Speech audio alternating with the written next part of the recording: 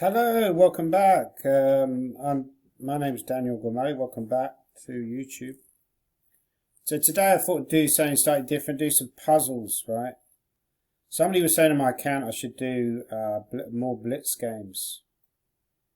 I agree with you. Yeah, I probably should be playing Blitz right now, but I love puzzles, right? I think that's a good way to get better, is just to do puzzles. And the best way to get better is practice. You have to play a lot, you know. There's only so much study you can do at home. I feel like my puzzles are like potentially better now that I've played a tournament. But this position looks tough. Whites are playing win. So what can I play? If I take there, that's probably a bad idea. They're going to take back and then they're going to hit my queen with tempo. However, I'm seeing that there is this move h5. Does that really help me? So one line you could calculate is h5, king h7, h6, rook g8. Now I need a good follow-up. I've got rook d8, queen f7, which looks promising, but then they could just play king h6, right?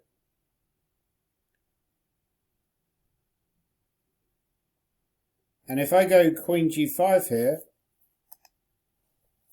they're just going to move the king. So h5 feels like the correct way, right? It feels like the way. But where's the final blow?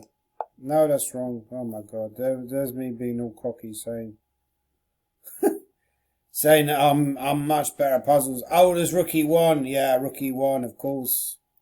I should have seen this because I had a similar game at Hastings while I lift the rook, so they're getting desperate. Right, so now after... hang on, I put the screen in the wrong way because the screen is... Okay, so the last move was knight g3. And these are from actual games, actually.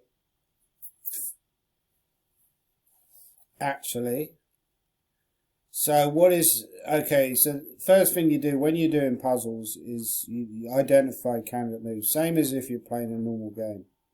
Because these positions are from games, right? So one candidate move is obviously you're looking at checks and captures. So I've got several captures. I could take on g3 with a knight. I could take on g3 with a bishop. However, both moves will be met by the move f takes g3. Hitting the bishop. If I take with a knight, he's going to go f takes g3, hit the bishop. If I take with a bishop, he's going to take with a pawn. If I take on c5, that gives them options of taking on f1. However, that is a potential move. Knight c5 is also a potential move on the radar. There's one other move which isn't a capture, which I'm considering, which is bishop g4, because that hits the queen. And when the queen moves, potentially d7's hanging. So let's calculate this. So bishop d7. My first instinct is I have to go to... I'm probably going to have to go to f7. Because otherwise, if they go to, say, e5, then they're in the same file as a rook. So bishop g4, queen f7. There's also moves like knight g5 there, but bishop g4, queen f7. Okay, bishop takes d7. Oh, there's knight e4. Yeah, it's a very complicated position, actually.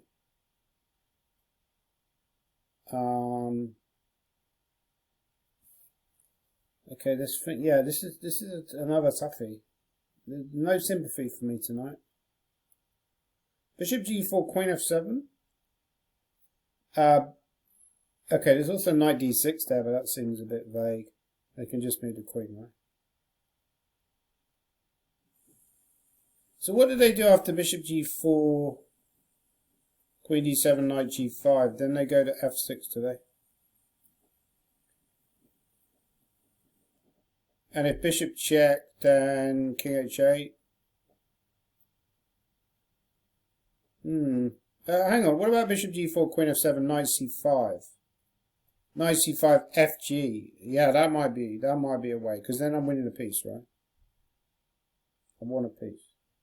Still not completely clear because they got vague ideas of knight d3, but it feels like bishop g4 is the way. Okay, so giving up the queen. There's no mate here, right? Ah, there's some weird perpetual though. I've got to be careful. Bishop f5, knight f3, king g2, knight h4. Weirdo perpetual. You're a weirdo. You're a weirdo with your knight c5. Knight e5 move. You're a weirdo. You're an absolute weirdo. Now maybe I'm going into bishop. Knight g3 might be a move now. Knight g3, yeah. Because that really destroys their idea of giving the perpetual. If they take on g4 with a knight, then you take on f5, right? And then you win the queen that way. And if they take on g3, then bishop f5 should be winning. Take on f2, rook f2. Bishop f2, even king f2. Although there's knight d3 winning the queen. So probably you play king h1 and you win that way. But I think it's knight g3. Now, yeah, they're realising they're done. So you can get there by checks and captures. So rook takes very clever moves. Let's try to get to 2700 right, guys. I want to get to 2700. Like in the old days, I used to be 2700. Now I'm weak patzer. I'm weak patzer. Knight f4. I will do many funny voices to make this video as entertaining as possible. But of course will not be entertaining. Knight e1's a move maybe. Threatening what, I don't know. So black needs to act quickly because you rook down, right? There is knight e1, but then rook g4. What does that do? I'm struggling to see any clever ideas here. Maybe there's knight f2, but that just seems like nonsense, right? Knight f2, they can just take with the rook. I don't see a good follow-up. Knight f4, but then they've got rook h takes f4. So knight e1, what was the response to knight e1? They just go rook g4, right? Maybe they've got other moves as well. Does knight e1 even create that big a threat? Because, yeah, I mean, if I had this position as black, I must admit, I'd probably think that I'm lost. But that might be a misconception. Oh, wait a second, there's a very clever idea here. Rook f6. Rook f6, queen c1. Rook back to f1, queen c5. King h1, knight f2 is winning. Because they can't take with a rook because of queen c1, followed by rook takes, queen takes f1, mate. So they'd have to go to h, so I think it's rook f6. Yeah, because moves like knight e1 just not very convincing at all. So you have to see, it's quite a deep idea that you play rook f6 here. Because really they're in trouble, and now the threat is to go rook takes f1. So rook f6. Yeah, this is the best defense.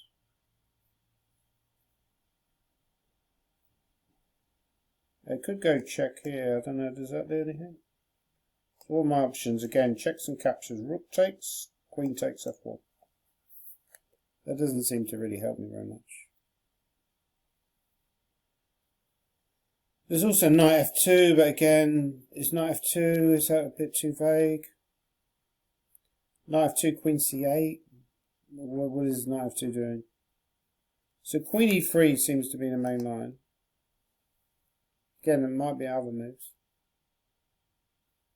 Queen e3, they can't go to g2, can they? Or maybe they can, but it doesn't feel like they can.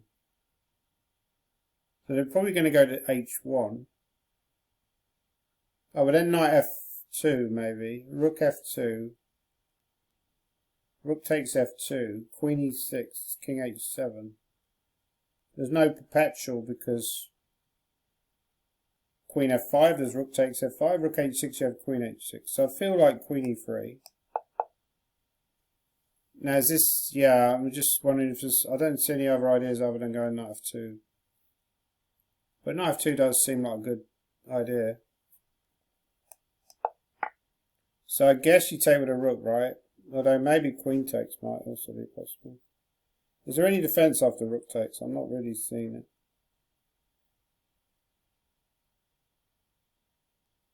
can't see a defence because queen e1 is a huge threat. As queen takes, it feels like maybe they have time to do something. So I'll try rook takes. And now king h7. Yeah, so that was the line, that was the winning line. So I got that one right, so that's good news. Oh, that's good news. Oh, very good. You're doing very, very well. Very, very well. You're such a great player. We're so proud of you. Okay, one move screams out at me here. Oh, it's screaming out at me. It's queen d5, but queen d5 threatens queen a8 check. And if they go king b8, you've got knight e4 because there's a pin on the f pawn. But queen d5, they can go c6. And after queen g8, they go king c7. It's not so clear. Never mind. Okay, the point is that if you take on e4, they're going to take on d1. So, yeah, and if you take with the knight, it's take the f pawn. So you got f takes e4, they go queen takes d1. And queen d5, they have this c6 move, which is annoying. And I don't see an obvious win, because queen g8, they've got several moves like rook e8 or just king c7. Okay, there is g4 here, which looks weird, but, you know, sometimes weird moves are good. g4, if fg4, then surely you're winning, you just take on e4 with a pawn. And if a move like g3, you're probably going to win with knight f3, for example. But g4, they can move the queen. Let's say they go queen g6. Queen g6 is a problem, because if you take on e4 with a pawn, then they go queen g4. Very tricky position. Tricky, a very tricky player. I'm not so happy that you have been so tricky against me. Why you be so nasty to me? Okay, so there's also g4, queen g6. Queen d5 there, but again c6 is good, right? Queen f5, but then you can take, and yeah, it's not winning. So what am I missing? What do I miss here? I'm missing something. I've got to be careful what accents I do. I don't seem to be racist. The South African accent. South African. Back in the day, I used to work with Nelson Mandela. A very good friend of mine, Nelson, was. He served as a prisoner on Robben Island for 27 years. But he was released in 1990. Free Nelson Mandela. So this position, I'm really struggling to come up with anything clever. What am I missing? I'm missing something here. I don't know what it is. Oh, wait a sec. Is this c5 ideas? No, that can't work, can it? Knight takes. So I feel like with a lot of these puzzles, you know, there's one big idea that you see. And you either see the idea or you don't. And if you don't see the idea, you're probably not going to get the puzzle right. If you see the idea and you get the details right, then, you know, often you can have a bit of success. But here, queen d5, Nelson's not very happy with the queen d5 move. Queen d5, this c6 move, right? What about any kind of, let's just imagine I played any kind of knight move, like knight b3, for example. Then they can move the knight. Okay, any kind of knight move. But g4, I keep coming back to this g4 idea. G4, queen g6. And still I'm not seeing anything there for white. Fg, queen g4, what am I missing? I'm missing something really obvious. Why am I such an idiot? I'm such an idiot all the time. Hang on a minute, I'll see some idea. Very beautiful idea. Rook e1. Okay, and if they go knight c5. This is what I mean about a beautiful idea. Rook e1. Knight c5, queen d5. If rook e1, then queen a8 mate. And if c6, then queen g8, and you win the rook. So rook e1, they're really in trouble, right? They're really up the creek, as we say in Johannesburg or Pretoria. You know, we say the up the creek. So rook e1, you have this knight c5 move, right? I'll do an Indian accent in a minute, but then people will really think I'm racist, you know. Do the chess-based India. Oh, what about Pragananda? He gone rook e1. Now, you've got to be careful with Indian accents, right? Because people will think you're a racist. Back in the day, people could do whatever they wanted. What about American accent? Yeah, what about rook e1? Like, if you do an American accent, it doesn't seem racist. If you do an Indian or Chinese accent, it seems racist. What about, American? Yeah, I reckon rook e1. The rook e1 looks like a really good move, man. Rook e1. Rook e1's got to be the solution, man. Yeah, I love your rook e1 idea. Oh my God, you're attacking that. Now I got to be careful, because if I go king f2, you got this queen h2 move, right?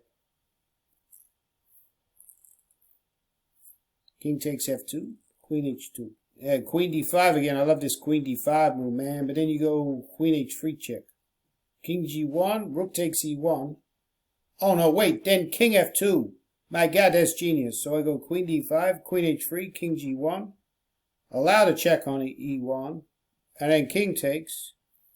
And then you're screwed, right? Because you're either going to get mated on a8, the queen a8, or you're going to lose the rook. If you go c6, I go queen g8. So the idea is queen d5, and then here. Oh, I'm a genius. I'm really impressed with you, Mr. Gormelli, today. You're really on form. Like an amazing idea, this rook, giving up the rook. Very, very impressive. You know, back in South Africa, back in the day, we used to say, like, Nelson Mandela was the great hero of South African politics. The harder I work there, the luckier I get. Gary Player used to say that a lot. Gary Player was a great friend of mine. You know, used to play golf for South Africa. Used to travel around the world. He always used to talk about when he played St Andrews. First every year that he played St Andrews, and he had to sleep on the beach because he couldn't afford the accommodation. That's how dedicated the guy was to his craft. Incredible player. Won 9 majors, one of the greatest golfers in history, and still working out at the age of 157. So black to play here, rook h3. What accents could I do? I could do a Welsh accent, you know, a Welsh accent like, it looks like a rook h3, looks like a very talented move. I like that move, actually. You know, back in the Vale, old Gladys would have loved the rook h3 move. It looks like a beautiful move. Yeah, a lot of these accents seem to fall off after a while. So what is the move here for black? You could play like rook e2. Because you're trying to knock the queen off this, either the pawn or the rook. So at the moment, obviously, you can't fall. You start thinking about elements of the position. The king on b1, the rook on h3, loose pieces. So rook e2 appeals to me as a potential move, right? Because now you've got queen f5, haven't you? But their idea is queen f5, they go, they've always got like a backstabber. Queen f5, they go queen d3. Queen h3, queen g6. But then, no, king h8 doesn't work because of queen f6. Queen g6, you're absolutely right, Gary. Queen g6 is queen d3 check. Sorry, queen f5, queen d3, queen h3, queen g6. King f8, and then queen f6 with a draw, right? But queen f5, but maybe here, this is where you play a very clever move. You play rook on e8 to e3. So you force the queen to come down to b7. Then, only then will you take the rook, right? Rook to e3. I don't believe that rook d3 is holding. You know, it can't be holding. It can't be holding. You know, Gary would tell you that. You know, Gary, I won the Open in 1973. And I hadn't won a major for like, 15 years. Jack Nicklaus had won 15 in that time. But I didn't give up hope. Nowadays, they drive it 500 yards. You know, and the kids coming out of college, they're driving the ball 550 yards and they're smashing they're smashing putters into the green at Augusta. It's a different game now to what I played. Yeah. Rook 8 to e3. Should we try that? I'll get a bit. Oh, now I go queen. Oh, I've got it right. Yeah, so congratulations. I've got most of the puzzles right. What was the one I got wrong again? The one I got wrong, I understood why I got it wrong. But anyway, that's the puzzles. We'll do more of those in future because I quite enjoy doing puzzles. I've gained some rating, so that's good. It's always good to gain rating. Very good. Yeah, my sort of default. My default voice tends to be very camp. Yeah, very camp voice. It's my favourite voice. You know. But please suggest some voices down below. Some accents. I can't do famous people anymore. Do Arnold Schwarzenegger, get to the chopper. See you at the party, Richter. So that scene in Total Recall where the guy is sort of like his arms come off, right? He's Michael Ironside, the actor. They have this fight. He's trying to get to the reactors, start the reactor. And they have this fight, and he's like, because he made this joke earlier into in the film, Michael Ironside, who's playing Richter, his nemesis. Douglas Quaid is playing. So he gets his own back by saying, I see you at the party, Richter, when his arms have been cut off by the lift. Great film, actually. 1990. It was remade with Colin Farrell, but it wasn't as good. Anyway, I better cut off the film. I'm filming now because it's gone over 20 minutes. Can't do over 20 minutes YouTube because people won't watch it. No.